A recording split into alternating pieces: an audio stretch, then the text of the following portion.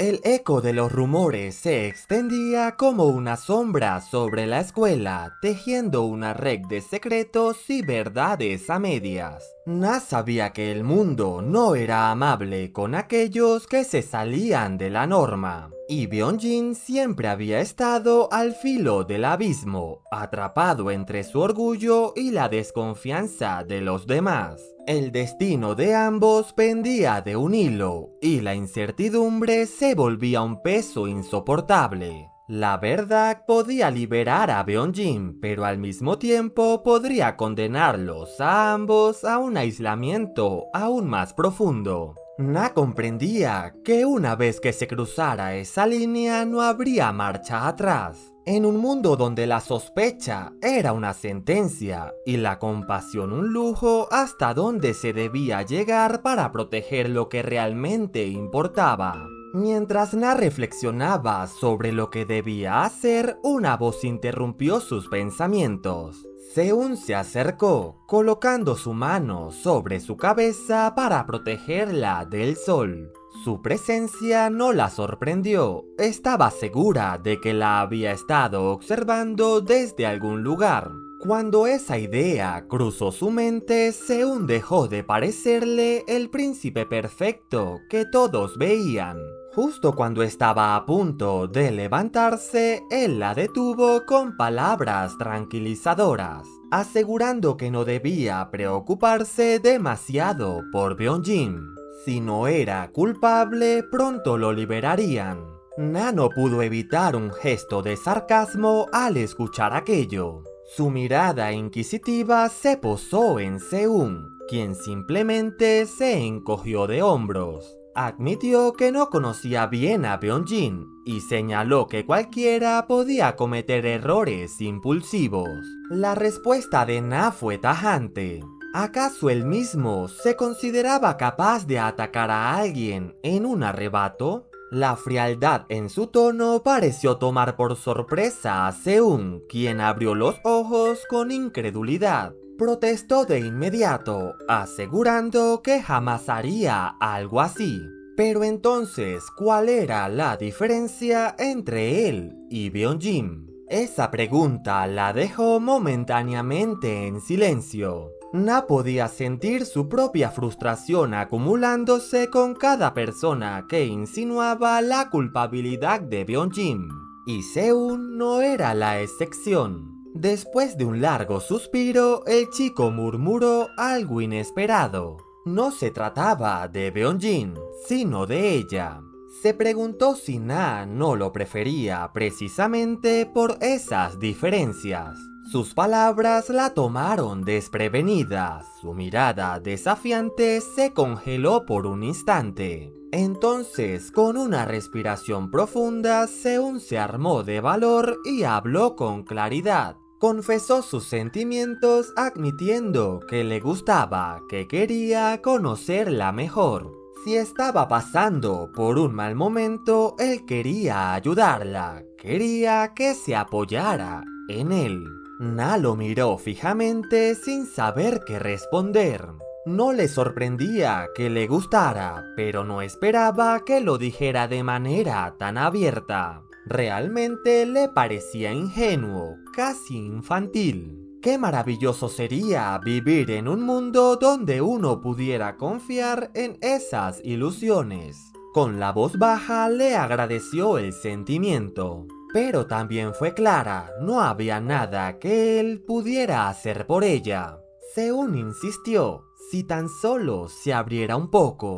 Pero Na lo interrumpió con firmeza. No era suficiente, nada de lo que él hiciera lo sería, a menos que su madre tuviera el poder de cambiar la situación. No necesitó decirlo en voz alta, Seun entendió el mensaje. Su expresión se contrajo ligeramente. Na apartó la mirada y comenzó a alejarse. Fue entonces cuando él lanzó su última advertencia. ¿Creía que su relación con Byung-jin seguiría igual?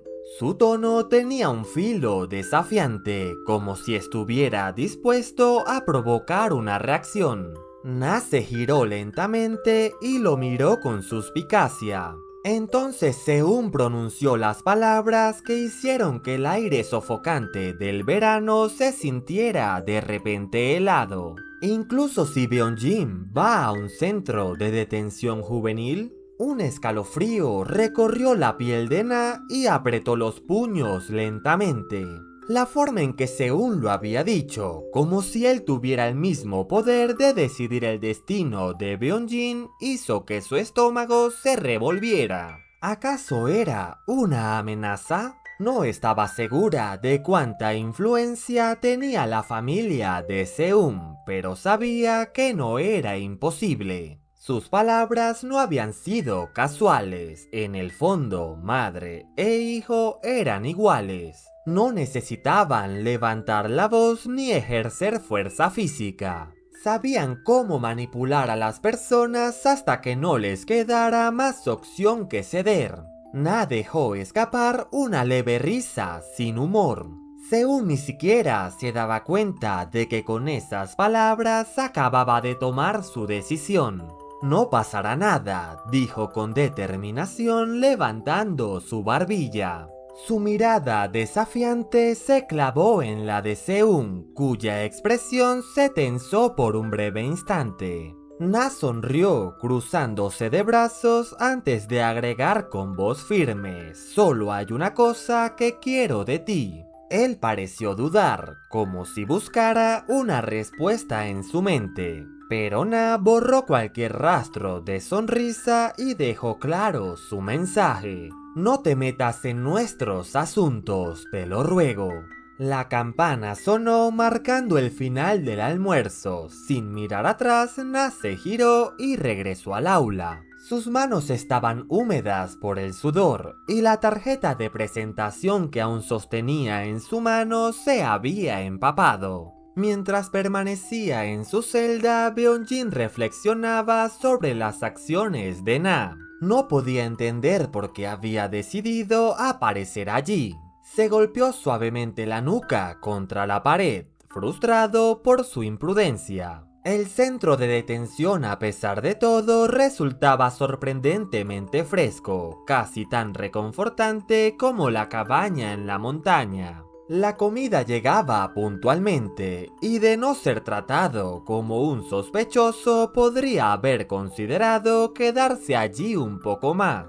Pero la incertidumbre persistía, no sabía si ella volvería a buscarlo. Habían transcurrido 5 días desde su arresto. Al principio confiaba en que pronto lo liberarían. Aunque su coartada no era clara, sabía que no era culpable. Creía que la ley no podía retenerlo sin pruebas y que en cuestión de 48 horas todo se resolvería. Sin embargo, la realidad dentro de la celda era muy diferente de lo que había leído en los libros de derecho. El panorama cambió drásticamente cuando el jefe de la policía lo visitó. Desde ese momento, la tensión aumentó. Los murmullos entre los oficiales, las miradas de sospecha, todo indicaba que la situación era más complicada de lo que imaginaba. Cerró los ojos por un momento y la imagen de Na apareció en su mente. Recordó la expresión en su rostro cuando se dio vuelta y se alejó tras verlo perder el control. Ella entendía lo que estaba pasando, por eso lo evitaba. Los rumores se alimentaban de cualquier chispa y crecían sin control. No importaba la verdad. Lo único que importaba era lo que la gente quería creer. Y en ese juego cruel, Na saldría más perjudicada que él. En cuestión de días, su nombre estaría en boca de todo el pueblo. Beonjin prefería permanecer allí y enfrentar su encierro antes de verla envuelta en esa tormenta. Pero ¿qué sucedería si ella regresaba? Se pasó una mano por el cabello inquieto. No podía evitar preguntarse si la policía era realmente capaz de encontrar al verdadero culpable. El ataque no parecía un acto impulsivo. La víctima, el hermano del jefe de la policía, había sido golpeado 3 veces con un objeto contundente aún no identificado. Todo indicaba una agresión premeditada, posiblemente un ajuste de cuentas. ¿Por qué entonces insisten en inculparlo a él? El pensamiento de Na regresó con fuerza. Si el tiempo seguía pasando, ella podría actuar por culpa, tratando de aliviar el peso de su silencio. Ojalá hubiera podido decirle una sola cosa aquel día, que esperara, que no hiciera nada, que pronto lo liberarían. Una sonrisa amarga apareció en sus labios al recordar cómo en su infancia su padre le había dicho algo similar a su madre antes de marcharse. En aquel entonces su padre regresó sano y salvo, pero ¿también lo haría él? Sus pasos se ralentizaron. Por primera vez reconoció el miedo que lo acechaba, el miedo a no salir de ese lugar.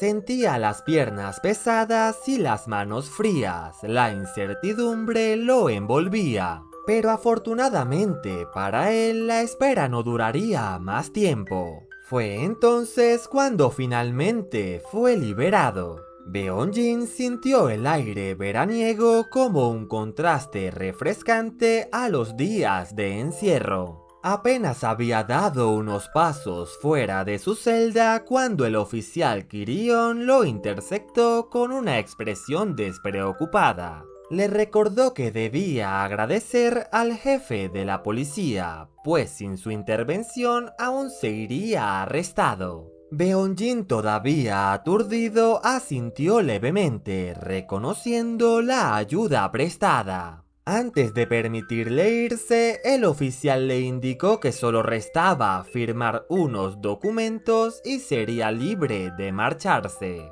Mientras sostenía el bolígrafo, Beonjin no pudo evitar preguntarse si aquello había sido realmente un simple asalto. Su pregunta pareció tomar desprevenido a Kirion, quien apenas disimuló su sorpresa. Sin embargo, lejos de responder directamente, el oficial insinuó que lo había visto con alguien la noche del incidente. La manera en que lo dijo hizo que Beonjin frunciera el ceño, perplejo por la insinuación. El oficial, con una sonrisa pícara, le dio unas palmaditas en la espalda y mencionó a Na, dejando claro que sabía más de lo que aparentaba. Beonjin sintió una punzada de frustración al darse cuenta de que ella había hablado con él. Aunque no conocía los detalles de su conversación, intentó aclarar que su relación no era la que Kirion sugería. Pero el oficial pareció indiferente, asegurando que no revelaría nada de lo que sabía. Con cada palabra del oficial, la inquietud de Beonjin crecía. Aunque aliviado por estar fuera, no podía dejar de preguntarse qué había hecho Na y hasta dónde había llegado para intentar ayudarlo. Sumido en sus propios pensamientos, Beonjin decidió regresar al sitio que le habían asignado como hogar. Durante la semana, la casa permanecía vacía. Los ancianos que lo acogían no tenían un vínculo real con él. Se había refugiado allí por recomendación del hombre al que llamaba tío, quien le aseguró que era un lugar seguro. Nunca supo exactamente cómo le habían presentado ante la pareja de ancianos, pero desde el inicio su actitud distaba mucho de ser cálida. Cualquier gesto brusco que hacía con la mano provocaba que se estremecieran y retrocedieran instintivamente. Una reacción propia de quienes habían experimentado la violencia en el pasado. Consciente de ello, Beonjin evitaba interactuar demasiado con ellos. La bolsa que su tío le había dado al llegar contenía suficiente dinero, lo que le permitía mantenerse sin necesidad de depender de los ancianos. Sin embargo, era consciente de que los recursos eran limitados. Su tío le había asegurado que cuando todo se resolviera volvería por él, pero nadie podía prever cuándo ocurriría. Por ello, trataba de gastar el dinero con moderación. Después de tomar una ducha y vestirse, tomó la bolsa que guardaba sobre el armario. La consideraba segura allí, ya que el anciano, debido a sus problemas de espalda, no podía alcanzarla. Con el tiempo se dio cuenta de que aunque la dejara a la vista, nadie en la casa la tomaría. Estaban acostumbrados a temer la violencia más que la pobreza. Aunque la bolsa mostraba signos de uso, aún contenía una buena cantidad de dinero. Beonjin extrajo unos billetes, los guardó en su billetera y volvió a colocar la bolsa en su sitio.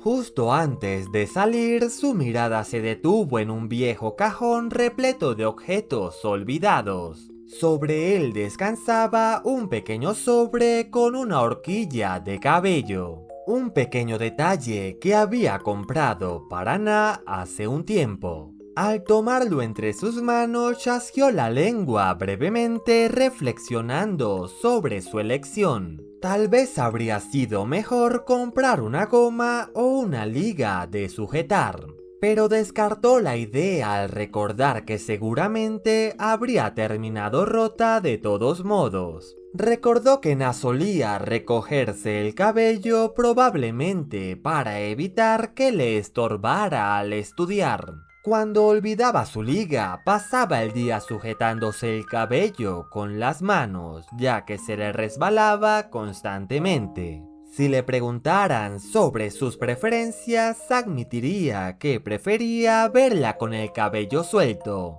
Con ese pensamiento, Beonjin subió la montaña. La cabaña seguía en pie, y al verla, una sonrisa apareció en su rostro sin que se diera cuenta. Al abrir la puerta, frunció el ceño cuando notó un olor distinto al habitual. Observó el interior y sus ojos se detuvieron en los restos de un picnic reciente. La comida, expuesta al calor del verano durante días, se había echado a perder.